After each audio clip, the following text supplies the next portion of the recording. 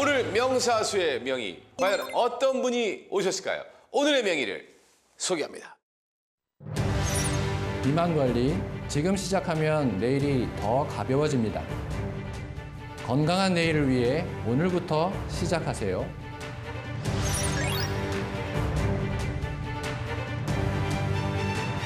자, 오늘의 명의를 모셨습니다. 반갑습니다. 안녕하세요. 교수님. 네. 자, 직접 인사를 좀 해주시죠. 안녕하세요. 한림대학교 가정의학과 교수 최민규입니다. 네, 자 오늘 최민규 교수님과 어떤 이야기를 좀 해볼까요? 예, 오늘의 주제와 밀접한 한 환자분의 이야기로 시작해볼까 하는데요. 네네. 한 달 만에 7kg을 감량했다면서 저를 찾아온 분이 계셔요. 오, 그 대단한 겁니다. 7kg 빼는 거. 근데 그 7kg 뺀 것이 쭉 유지가 됐으면 좋았을 텐데 네. 두 달 만에 15kg가 늘어서 오셨습니다. 네. 종일 바나나만 먹는 다이어트를 시도했다가 영양실조와 어지럼증 또 피로감만 더 생겨버린 것이죠. 아, 우리가 이제 뭐 원푸드 다이어트가 한동안 유행해가지고요. 뭐 여성분들은 바나나 다이어트, 뭐 남자들은 뭐 전립선에 좋다 그래가지고 토마토 다이어트, 뭐 이런 거 있었습니다. 반짝 유행했다가 금방 사라진 다이어트 방법들만 해도 정말 수도 없이 많습니다. 그중에 오랫동안 꾸준히 관심받고 있는 다이어트 방법이 있어서 그걸 소개시켜드리고자 나오게 됐습니다. 네. 유행하는 간헐적 단식, 과연 나에게도 통할까?입니다. 유행하는 간헐적 단식, 과연 나에게도 통할까? 그냥 굶는 거하고 간헐적 단식하고 뭐가 다른 겁니까? 말 그대로 굶는 것은 일정 기간 먹고 마시는 모든 행위를 제한하는 거라면 네. 간헐적 단식은 하루 중 정해진 시간에만 식사를 하고 나머지 시간은 공복 상태를 그대로 유지를 하는 것입니다. 한마디로 식사 시간을 제한한다 이렇게 해석을 해도 될까요? 네, 그렇습니다. 이 사실 간헐적 단식은 원래 체중 감량이 목적은 아니었습니다. 네네. 질병을 예방하고 또 노화를 늦추는 효과를 연구하기 위해서 개발된 그런 식이요법 중 하나였습니다. 칼로리 제한이 세포 재생을 돕고 또 혈당 조절과 대사 기능 개선에 효과가 있다는 것이 밝혀지면서 특히 당뇨병이나 비만을 겪는 분들이 많이 찾게 되는 그런 계기가 됐습니다. 아하. 식사를 하고 나서 약 4시간 정도는 소화를 시키는 그런 단계입니다. 그래서 이때는 혈당도 쓱 높아지고 위장에 음식물도 가득 차 있고요. 지방이 조금씩 쌓이기 시작하는 그런 시간이라고 보시면 됩니다. 그러다가 한 8시간 정도 지나면은 혈당이 거의 정상, 처음 공복 상태로 돌아가서 유지가 되게 되는데 바로 몸이 소화를 마치고 안정되는 그런 시점이기 때문입니다. 근데 이제 우리가 건강검진 전에 이제 금식하고 나면 이게 검진이 끝나고 나면 약간 제가 몸이 좀 가벼워졌다 그런 이유가 네. 그 이유일까요? 맞습니다. 소화를 시키고 저장을 시키고 뭔가 이제 에너지를 만들어내는 그 과정 자체가 현재로는 필요가 없이 딱 항상성을 유지하고 있는 그런 상태가 되기 때문에 그때는 바로 회복 모드로 들어간다 이렇게 생각하시면 되겠습니다. 이때부터는 에너지는 더 이상 저장되지 않고 이 만들어졌던 그 칼로리 그거를 가지고 활동을 하게 되죠.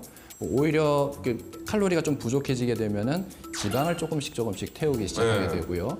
그래서 공복 시간이 길어지면 몸이 더 오랫동안 회복 모드에서 머물면서 지방을 그 다음부터는 계속 소모하면서 그 몸을 유지하게 되는 거죠. 바로 이런 원리로 체중 감량 효과를 얻는 게 바로 간헐적 단식이라고 할 수 있습니다.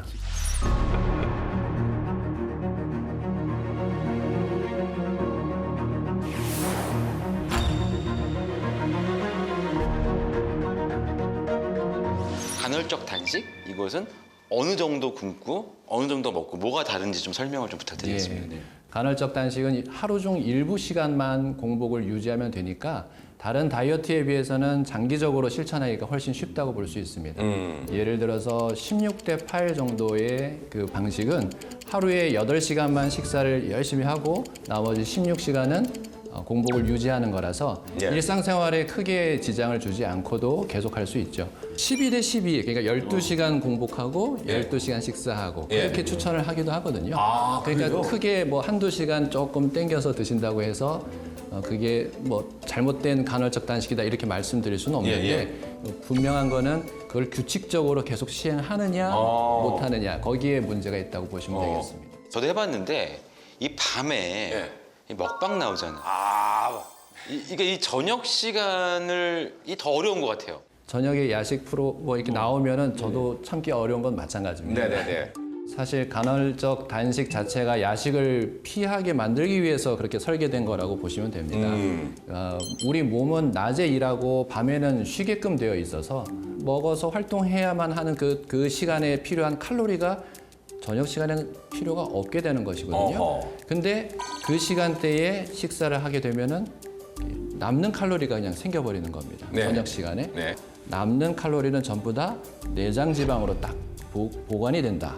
저장이 된다. 이렇게 이해를 하시면 되겠습니다.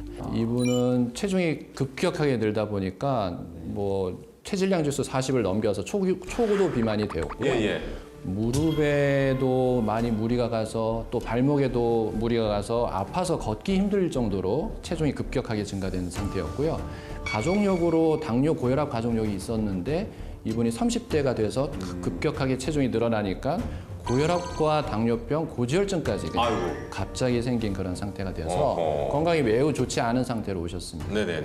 내장 지방은 단순히 체중을 줄인다고 쉽게 잘 해결이 안 되죠. 네. 제일 빼기 어려운 살이 북부 베둘레헴이라고 보통 얘기하지 않습니까?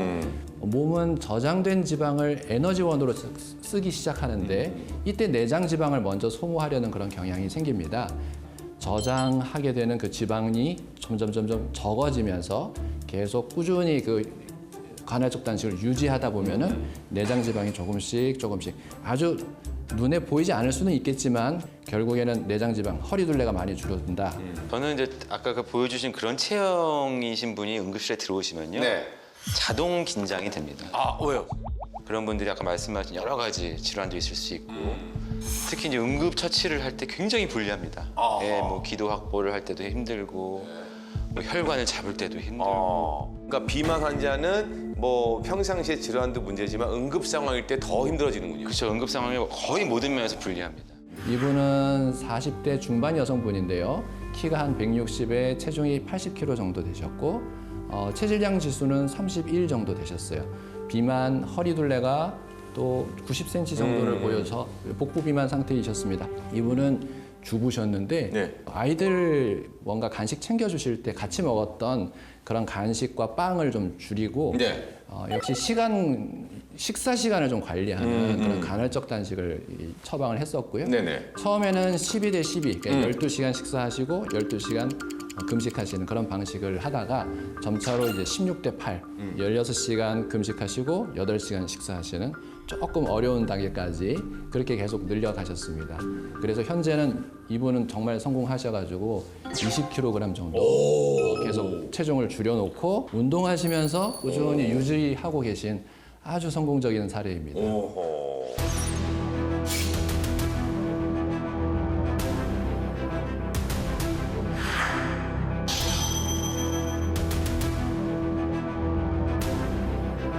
간헐적 단식 하시는 분들, 저도 지금 어떻게 보면 간헐적 단식 같은데 이런 생각을 하면서 근데 그렇게 해도 살이 확 안 빠지던데 왜 나는 늘 그 자리던데 왜 이렇게 얘기하시는 분 많거든요. 예, 간헐적 단식은 식사를 할 수 있는 동안에는 무엇을 먹고 네. 또 얼마나 먹는지에 대한 제한은 두지 않거든요. 네네. 그러다 보니까 단식 효과가 좀 떨어지기가 쉽습니다. 하루 3끼를 먹던 사람이 이걸 2끼로 좀 줄이고 네. 매일 16시간씩 공복을 유지하라고 하니까 먹을 수 있는 시간에 딱 집착을 하게 되죠. 그래서 이 시간 동안은 내가 제한이 없으니까 무조건 먹는다 이렇게 마음 먹고 단식을 하다가 단식 시간이 딱 풀리는 순간 폭식을 하게 되는 그건 거죠. 맞아요. 이해했습니다. 아니 그 김한석 씨가 왜 살이 안 빠지나 했더니 제가요 그러네. 진짜 맛있게 먹죠. 제가 아니 저희끼리 형님 이렇게 형님 그 탄수화물 줄이셔야죠. 다 먹어 막 이러면서 막. 그게 저의 첫 끼니까요. 첫 끼는 맛있게 먹어야 된다고 저는 그냥 알고 먹은 건데. 네, 그 첫 끼에 막 보상 심리가 작동을 해가지고 무조건 막 많이 드시는 그런 분들, 뷔페 차려놓은 것처럼 한 상 차림으로 이렇게 계속 배고프게 막 급하게 드시는 분들, 이런 분들에게서는 간헐적 단식이 그 효과를 제대로 이제 보기 어렵다. 아무리 음식에 제한을 두지 않는다고는 하지만 체중 감량에 있어서 식이 조절은 아주 필수입니다. 아, 그래요? 식사량을 이만큼 엄청나게 하시면서 시간만 좀 단축시킨다고 해서 되는 건 아니고요. 가급적이면은 같은 시간 동시간대에 짧은 시간 내에 식사를 하게 하는 이유는 전체적인 식사 칼로리 양을 줄이려는 목적도 있습니다. 시도 때도 없이 계속 식사를 하다 보면 결국 하루 종일 먹는 음식의 양이 많아지게 돼 있거든요.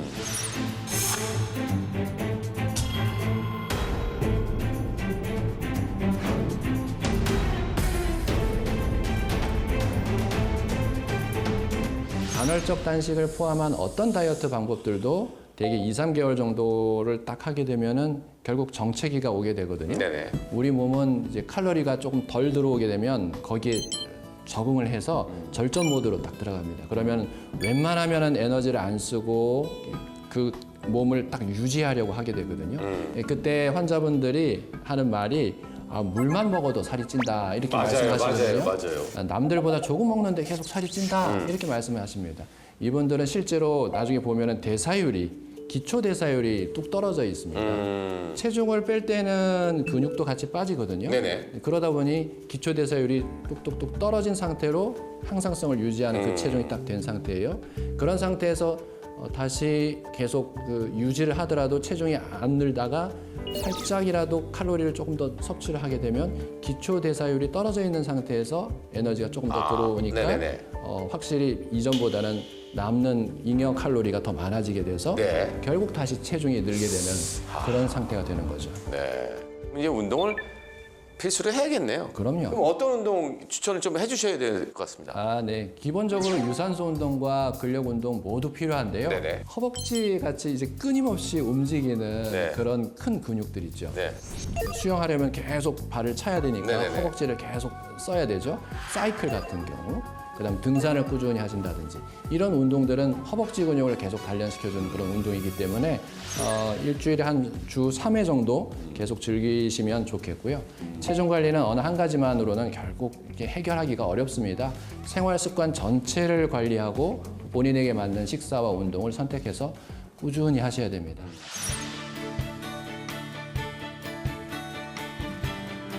간헐적 단식도 꾸준히 할 수 있는 그 정도로만 하시고 운동도 평생 할 수 있는 그런 운동을 선택하셔서 건강한 체중을 잘 유지하시기 바랍니다.